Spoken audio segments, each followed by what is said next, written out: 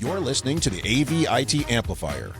Each week, we'll feature voices and ideas that need to be amplified in the higher education and pro-AV IT communities. This show is brought to you by higheredav.com. And now here's your host, Ryan Gray. Hello again, everybody. This is Ryan Gray, and if it is Wednesday, you know you're getting a new episode of the AV-IT Amplifier, and we are back again this week with your good friend and now my good friend, Hannah Kindree of MSU. Hannah, would you again introduce yourself really quickly? Who are you, and what do you do? Yes, hello again, or for the first time if you're just listening to this episode. My name is Hannah Kindree, and I am Lead Accessibility Assistant in MSU's Educational Technology. Well, thank you for coming back and sharing your expertise with us. We have some questions to get to know you a little bit better. And I want to ask one because all right. So one of the things you're not supposed to do in podcasting is say, when we were talking off the air, you're never supposed to reference things that, I'm saying, an audience didn't hear because they get left out. But when we hopped on, it's like, you got the headphones, you got the mic, you got the pop filter, you got the whole setup over there. And you mentioned a little like, oh, you used to maybe game, stream, what? So I love the stories of people who have like a studio like in their house. So how did you come about that? Why do you have all that tech available to you? Okay, I definitely wouldn't call this a studio, but I do have a pretty good setup. I've spent quite a bit of money on this setup. All right. So I used to stream video games on Twitch. I don't anymore, but I have all of the tech. It's quite fancy. I'm breaking another rule in podcasting to show you something on video. I have a stream deck right here. Oh, you have it. You got a stream deck. That's a HETMA approved product, by the way. It's really genuinely, I use it. It has integration with Microsoft Teams, so I use it a lot. But it's just a little, like, what is it, 5x3 rows of programmable buttons that I use. I used to stream video games off of my PC. I started back in like 2017 on my PlayStation 4. Nice. And then I transferred to PC streaming. So I have this fancy setup with my $200 microphone that now is exclusively used for work meetings. No, there's a lot of people out there have really fancy setups for stuff they do like that. And now all we do is our Zoom meetings on them. But we sound fantastic going in, and then all Zoom does is crush, it's compress awful. it down and make it sound like we're on a 1940s telephone. All right, we won't disparage Zoom on this podcast. I was ahead of the curve for COVID though. I had all the work from home set up for COVID, we love to see it. All right, real quick, then what did you used to play and stream? Oh goodness, I'm gonna embarrass myself. So that is I played the point a lot of this podcast, is to make guests embarrass themselves. Thank you for coming on. So I played a lot of FPS games, so a lot of Overwatch, Apex Legends, Valorant. But also, I streamed a lot of during 2020. Everybody and their mother was playing Animal Crossing. Yeah. So a lot of Animal Crossing, Stardew Valley. Played some horror games here and there. Just a bunch of things, but mostly FPS. Nice. Cool. And then you said you used to do it. Is that because now you're a grad student and a student where there's just no time in the day to continue doing that? Because turns out running social media is difficult. You stream for 3-4 hours, and that's like on the lesser side of things. Yeah. Then you have to make clips out of it, post it to your social media, manage it. It took up so much time. I understand. And I miss it here and there because I have made actual friends through it. But at the end of the day, I was like, I need to cut something, and this isn't the priority over school. I wasn't trying to be like one of those big fancy people that get sponsored and get a ton of money. I just wanted to do it for fun. Just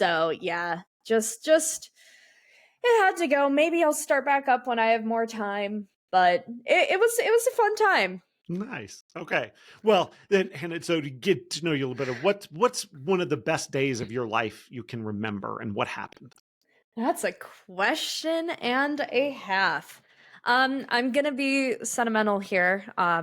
It was the day I got engaged. All right. So I was at Disney World. I'm a self-proclaimed Disney adult. Okay. I've loved Disney. I absolutely I love Star Wars and everything. My fiance is a huge Star Wars fan. Before we went, I was like, hey, wouldn't it be funny if we got fake engaged at Disney? Because we could get all those cool pictures, we can get free stuff, and attention. I love attention. So the day before we left for Florida, don't do this unless you have express permission from other people. We were there for his brother's wedding. So we didn't get engaged at the wedding, guys. It's not that bad. But we decided to stay a few days because, we're not going to Florida and not going to Disney World. Exactly. So it was the last day of the trip. Before we left, I bought a $5 ring from Target and I gave it to him. And unbeknownst to me, for the 2 months leading up to the trip, he contacted my family, he contacted his family. Everybody knew at the wedding and they were not quiet about it. And I am hard of hearing and I don't pay attention. So I had no idea. So we were the entire day. He was like, I feel so bad looking back. I was so annoyed with him because he was super antsy the entire day. And I was like, can you just chill? We got on a ride and he bumped his bag and stuff fell out and he was freaking out. And I was like, it's not that big of a deal. We can buy another pin. And so I was like, okay, let's get in line at the Millennium Falcon and do the fake thing. So he told the photographer and we were doing all of these things. And I was like, oh no, I don't know how I'm going to be fake surprised. Right. And he was not holding the $5 ring. Dang. And he said, will you marry me for real? Oh my god. The first thing I said was no, because I was confused. So it was more of a no. And then I was like, wait, yes. So there's a lot of really unflattering pictures of me just being very confused and then bursting into tears. That's amazing. No, if you're ever going to scream the no as a thing, that's a really awkward time because you're going to send the wrong message off the bat. I went, no, and then I swore, so I won't say that on the air. And then I was like, wait, yes. So I'm not very good with surprises, we found out. But that's definitely one of the happiest moments of my life. And then we got to go to the Oga's Cantina in Galaxy's Edge, where my friend was working. So I got to be like, Chad, look! And he's like, oh my god! And we got free coasters from there, and one of them is signed congratulations in the Star Wars language. So it's up on our wall now. Well, that is a fantastic. I knew that was the right question to start off. What a great story. Well, congratulations on your engagement. And, good luck on the wedding. Make sure, when the person says, do you take, you know what I'm saying? The questions there, don't start with no. Well, I'll be prepared for those. Okay, good. Yeah, exactly. You got to be prepared. Yeah, the surprise proposal, you don't get a chance to run lines on that. You know what I'm saying? So. I just think it's funny because I ended up planning my own proposal, which is so me of me. I am so type A that I planned everything to the dot. So it was perfect because I got to plan every single second of it. That's a great story. Okay, so then I think the answer to this question may seem obvious, but sometimes people, it's not so. Do you consider yourself an introvert or an extrovert? So you're going to be very surprised at this, but I consider myself an introvert in the sense of after this recording is over, I am going to sit in silence for 2 hours. Yeah. And after everything at Educause, I went back to my hotel room. I had to have a break after the conference and all of the events where I just went back to my hotel room, put on an audiobook and just sat on my bed. Yeah. And was just quiet. Once I'm good at talking to people, which is why people don't believe me when I say this. I've had people argue with me over it, but I need that recharge time.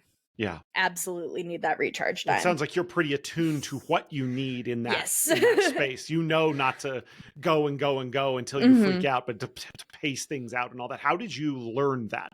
Did you learn it the hard way, or did you have someone kind of help you out with it? So, okay. Have you ever heard of spoon theory?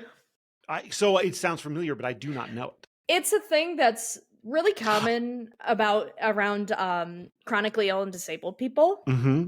So basically, the theory is people have a set amount of spoons that they have. Spoons can represent social battery, just general energy and things like that. And as a chronically ill person, I have to manage my spoons. So every action that you take takes a spoon, takes 3 spoons, whatever. Right. And why spoon theory is so critical to discussions around disability, right, is what takes 1 spoon for you might take 4 for me. Yeah.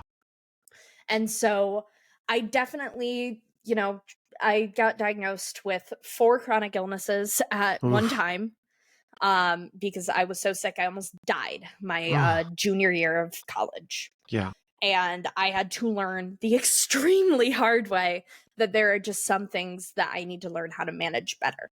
Yeah. And one of those was my energy because I have chronic fatigue. Mm-hmm. So I've learned that if I keep pushing myself and pushing myself and pushing myself, my body will literally shut down. Right. So I've definitely learned the hard way of trying to manage my spoons in a very particular way. So I'm pretty much an expert at managing my own energy. So a follow up there is, so somebody dealing with fatigue or that like it costs me more spoons to do something that somebody else it costs less of. Mhm. How did you process? Was there a feeling of like, kind of that's not fair or that's not right or and that how did you process sort of? Have you been able to come to peace with that or is that an ongoing challenge? It definitely is an ongoing challenge, especially being a young person. Yeah. Dealing with things that typically, like, the vast majority of my counterparts don't have to deal with. I see, like, when I'm in a flare-up, I can't really move well, can't really leave my house, like, I'm practically bedridden.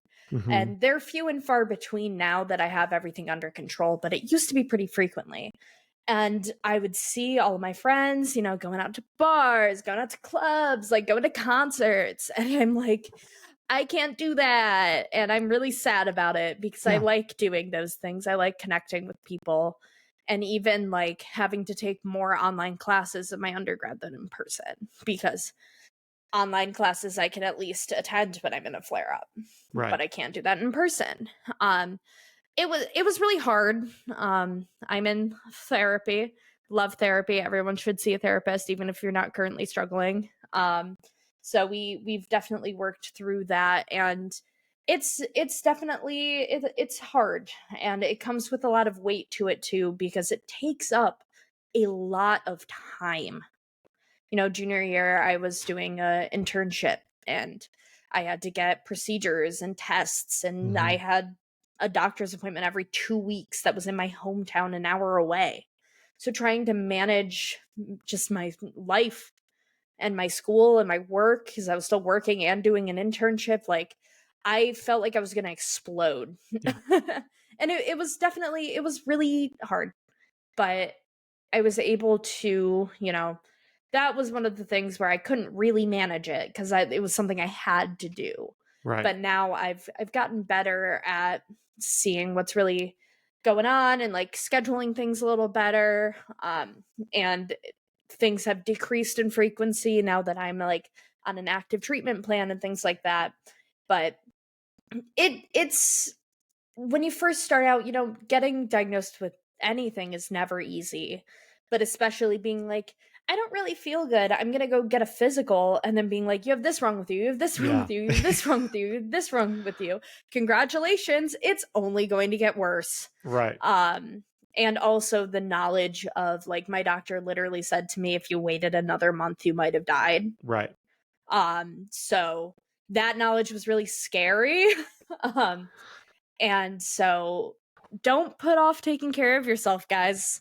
That's really important, because if I maybe went in sooner, who knows?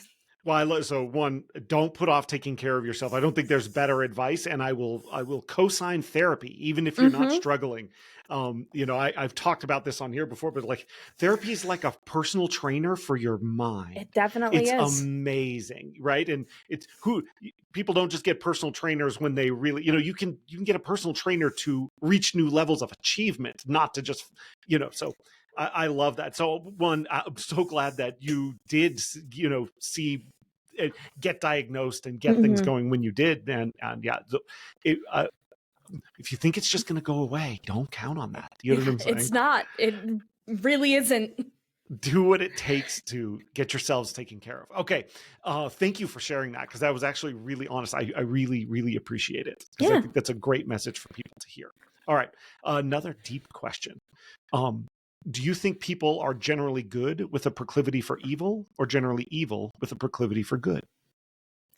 See, this is where it gets interesting, because I got my undergrad is in criminal justice, and I've taken a lot of criminology classes. So like my first interesting view is to be like, people are evil. No, people are good. I genuinely, especially after taking a lot of criminology classes and learning specifically why people commit certain types of crimes, I do believe that people are generally good with a proclivity for evil. Because there's a lot of people are complicated.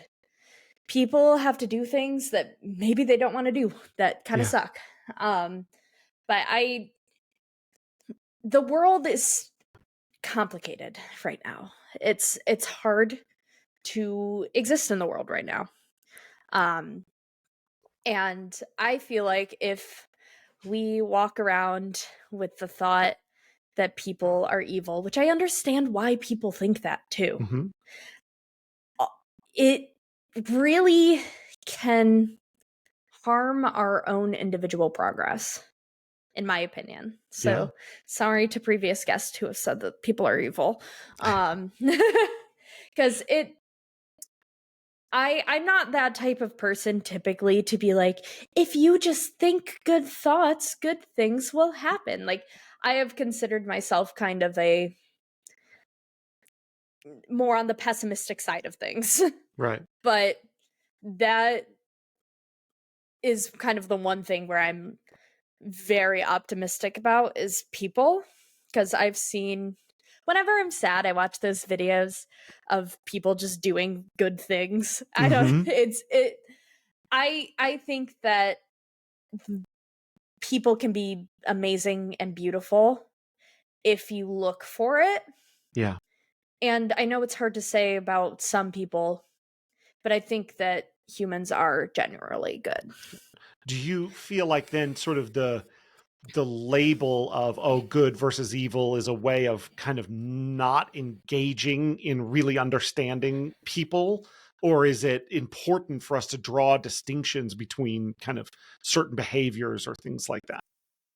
I mean, it is important to draw distinctions, but I don't necessarily think that having that such blatant black and white thinking of this is good, this is bad, can be helpful for all situations. Yeah. There are things where it is generally just not a good thing, but the reasons why people do it are very different, and there's a lot of things that play into making decisions and people's day-to-day thoughts and actions that is hard to say, oh, this person's a bad person because they did this. Right. And I feel like that's what leads to a lot of misunderstanding about things. I think there's a lot of wisdom and insight in what you just said. So thank you for sharing that. That was cool. Okay, let's go with a less serious question. Okay. Here are your choices: Aretha Franklin, Whitney Houston, Mariah Carey, Adele, or Beyonce. My fiance's gonna be so mad at me. Whitney Houston. Why? I like her a lot.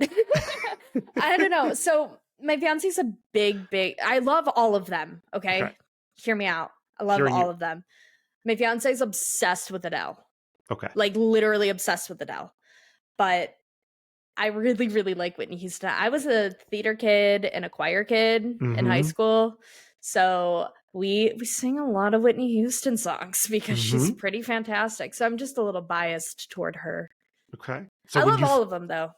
Well, it's a good list. You know what I'm saying? There's not an easy choice to be made under there. That is a hard choice. I know. So when you think Whitney Houston, then what's the song? I mean, is it boring to do "I Will Always Love You"? No, there's a reason. I feel like it's a little boring, and I mean, her entire discography is phenomenal. Yeah. But "I Will Always Love You" and "I Want to Dance with Somebody," that is like, we've made our wedding playlist, and that is like, I've snuck that in there like 3 different times because I think it's such a fun song. She just makes certified bangers. You just one after another. And those are the answers you get. Is most Whitney Houston people are either, and you're a both, is either I want to dance with somebody, Whitney Houston, or the Bodyguard, Whitney Houston. Yeah. It's really, I love Adele though. Like, yeah, I really like all of them, but those 2 are my favorite. You don't have to do that here. You don't have to make up for it. Just stick with your answer. You're good. Yeah. He can fend for himself. It'll be fine. No, I'm just kidding. Sorry. Okay. So, and I don't ask this question a lot anymore because it puts people on the spot, but you did do a little bit of a voice in the first one, doing an impersonation of the whiny person. Do you do any other voices, any other impersonations, anybody that you like to, that you think you can imitate? Oh no. I do a lot of really weird voices. Okay. It's probably the theater kid in me. I can't really do impressions though, which kind of sucks. The only one I can do is Tails from Sonic the Hedgehog. Okay, all right. Do you want? And you've got a great microphone set up there if you're willing to share it with us. Okay, so for those of you who don't know who Tails is, which if so, play a video game. Yeah. He's a little fox with 2 tails that was very badly bullied in his childhood because he had 2 tails until he found Sonic the Hedgehog, and Sonic taught him how to be brave, and it's very cute. He's like 8 years old, and he's almost always voiced by a woman whenever he is voiced. So that's a lot with like a lot of child cartoons. They're all voiced by a woman. So it's like the kind of very nasally, very like throat, like, "Come on, Sonic," like that. Yeah. I love voice impressions. I just can't do any. That's it. All right. Well, that was fantastic. Thank you for jumping out on there. I see now I got to study because I don't know how, if I knew how, I don't know anything about Sonic, then we could have done a whole episode or something like that right here. Thank you for that. And I love like not only children's cartoons, but look up how many voices on The Simpsons are voiced by women. Bart Simpson is voiced by a woman. Yeah. So everybody, I think that's when you can't, and so that's good. But when you can't see the person, you only hear the voice. People can be kind of anybody they want to be. Oh yeah, my favorite example of that is Tara Strong. She voices like Harley Quinn in a lot of DC things. She also voices like Timmy Turner on Fairly Odd Parents, who is a like 10-year-old kid. Right.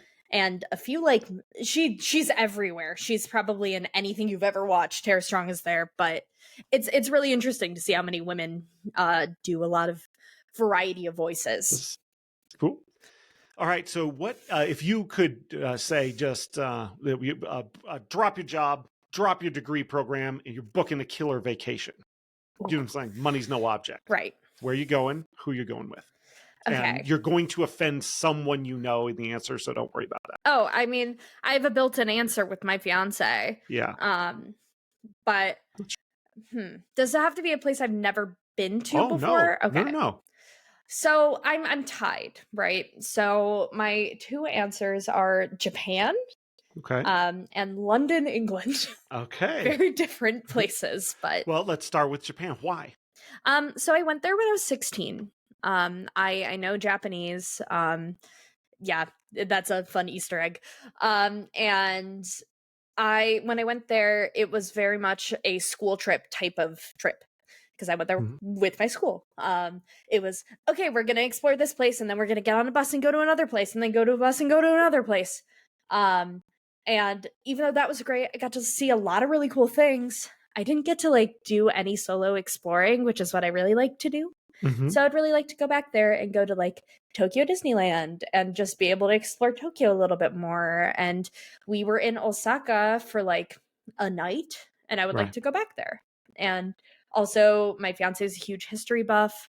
So, and he also just likes a lot of Japanese things. Like he really likes Gundam and like things like that. And he plays a lot of video games that are only available in Japan. So he would come with. And then, yeah, I really want to go back there, and it'd be fun to see how my Japanese has improved since I was 16 to now. Wow. So two follow-ups. Then you're obviously the kind of person that kind of like the survey of what's going on doesn't, you need to experience a place or a thing on your own terms to really feel like you're understanding it, rather than more in the context of understanding it through the people around you, kind of in a group setting. Yeah, I would say so. You know, when we went, it was really cool because we got to do so much and we got to see very like major cultural sites, which was awesome. But especially if you're going to a place as foreign as like Japan, I think it's so beneficial to be able to explore on your own terms, and be able to really connect with the people there. Cool. And if you were going to introduce yourself in Japanese, what would that sound like? こんにちは。私の名前はHanoko desu. どうぞよろしくお願いします。That's fantastic. So yeah, I'd say you got it pretty good there. I think you're in pretty good shape. So, and one other follow, do you practice? How do you keep up? How are you improving your Japanese? Or are there people, that you get to speak Japanese with? So yeah, I took it all 4 years of high school, and I wish I had time to take it in college. I would probably be way better if I took it in college, but I couldn't due to scheduling. I through like going to Japan and my senior year of high school, I went to DC for like an international relations thing with a bunch of Japanese students. So I got to talk to them there. I still keep up with a lot of them, so I talk to them. But I'm so happy I get to brag about this. I have almost a 900-day streak on Duolingo. Wow. Seriously? Like 3 years? Yeah, I think it's at like 890. I can check. It's 894 today. Holy cow. So I'm very proud of that, and I've converted all of my friends to use Duolingo. People don't like Duolingo for reasons, which I get, but I feel like since I already had a baseline, it's kept me sharp. That's funny. I started Duolingo for Spanish. I took a lot of Spanish in high school, and I think I got through like 12 days or something like that. So holy cow, that's awesome. I'm very intense about it. Like there have been times I was at a concert like a month ago and I did Duolingo at the concert. Like wow. There's a video of me somewhere on the internet of like my friends zooming into the band and then zooming into me doing my Japanese lesson. Nice. So we knew where your priorities were. You need to take a minute, keep that streak alive. Yes. Holy cow. So we find out an interesting through every corner. Okay. So last 3 questions. Everyone gets the same last 3 questions. Okay. Third to last question. What is a question that you wish people would ask you, but they never do? Ooh. I mean, typically it's about my Duolingo streak, but we already talked about that. No, it would probably be, typically people don't ask about people's disabilities. That's generally not good. But I am one of those weirdos that love to talk about my disabilities. Yeah. So anything relating to like life with a disability, because people are scared to talk about it. And I'm always open to talking about it. So people try to skirt around that sometimes. And it's important to learn. But don't do that with every disabled person. So that's what I was going to say, is it's difficult for people to know and that sort of thing. Is there something, that you do? Obviously, I think you do, because you seem open to talking about it. And are you intentional about trying to show people that you are comfortable or you welcome that kind of conversation? Yeah. So I'm not like, hey, I'm disabled, want to talk about it? Wear a shirt, ask me about Yeah, but, just mentioning it in like casual conversation is like a big thing. Yeah. Where I will be like, oh yeah, I started playing this new game. They have really cool accessibility settings that I'm using. Right. So if you can be like, hey, look, it's not a thing for me. It shouldn't be a thing. I'm not uncomfortable. You shouldn't be uncomfortable talking about it. Cool. All right. Second to last question. Again, if people wanted to connect with you or learn more about your work and what you do, where could they find you? Yeah, so I'm on LinkedIn. Just my name, Hannah Kindree. And then my email is my last name, so Kindree, Kindree, and then the letter H at msu.edu. Good deal. And then last question for everybody is, and I have the worst setup for this. I usually have to cut the setup out of it because it doesn't set up well. But whether you're a fan of Saturday Night Live and the Weekend Update people kind of have, whenever they're done, there's a sign off thing, or old newscasters have their kind of sign off phrase when they were done. Lord. That sort of drop the mic and talked about what could you give us your kind of I'm Hannah Kindree sign off phrase. Okay. Alrighty. Thanks for listening to this podcast. I'm Hannah Kindree, and disabled people exist and aren't going away anytime soon. Thank you for listening to the AV IT Amplifier. Join us again for next week's episode when we'll welcome a new guest who you'll want to hear from. We promise. Your host has been Ryan Gray. He's on the tweeters at Ryan_A_Gray, or find him on LinkedIn to connect. Please subscribe and give the show a rating and review wherever you get your podcasts. This show is brought to you by higheredav.com. The views expressed here are not necessarily those of our respective institutions, employers, or sponsors. Everyone hang in there, go easy, and we'll be back next week.